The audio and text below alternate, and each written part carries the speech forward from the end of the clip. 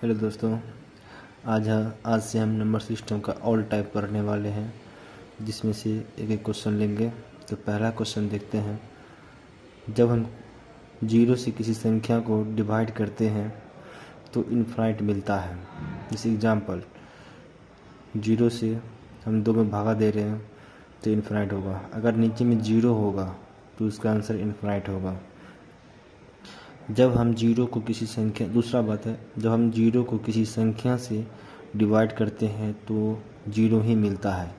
Example, 2 से divide कर रहे हैं जीरो को तो जीरो मिल रहा है। तीसरा पॉइंट, 8 से कटने वाली संख्या का रूल क्या है। जैसे कि एग्जांपल से बता रहे हैं 484, तो इसमें से हम 3 संख्या को देखते हैं। अगर तीसरा संख्या सम होता है तो केवल चेक अंतिम का 2 संख्या करते हैं। अंतिम का 2 यानी 84 को 8 से भगा देते हैं। अगर नहीं कटता है तो वह संख्या 8 से नहीं कटेगा। अगर कट जाता है तो वह संख्या 8 से कटेगी।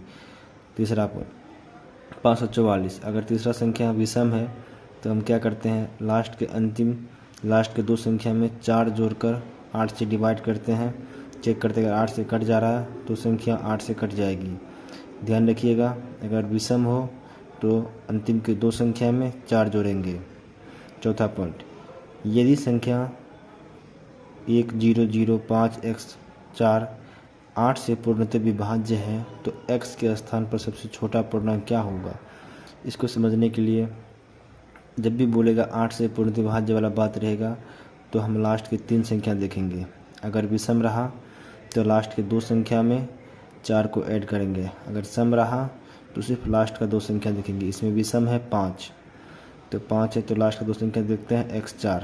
x का मान अगर 0 रखते हैं तो 4 + 4 जोड़ेंगे तो 8 हो जाएगा, 8 कट जाएगा। फिर x का मान अगर 1 रखते हैं तो 1 आ गया, 4 हो गया, 14 हो गया। 14 + 4 18 हो जाता है, ये नहीं कटेगा। फिर ऐसे करके हम 24 हो जाएगा। 2 रखते हैं x का मान तो जोड़ेंगे तो 28 होगा। फिर x का मान हम 3 रखते हैं तो 34 + 4 38 हो जाएगा। फिर x का मान 4 रखते हैं, 44 + 4 48 हो जाएगा। इसमें हमको सिर्फ पूछा था सबसे छोटा पूर्णांक क्या होगा, और यहाँ पे सबसे छोटा पूर्णांक 0 है, जो पुट करके सेटिस्फाई हो रहा है। 4 से 8 से कट जा रहा है तो सबसे छोटा संभावित मान 0 आंसर होगा। 5वां पॉइंट, यदि 8 अंकों की संख्या है 1 2 3 4 5 6 XY 8 से विभाज्य है तो XY के संभावित जोड़े पूछेगा कभी।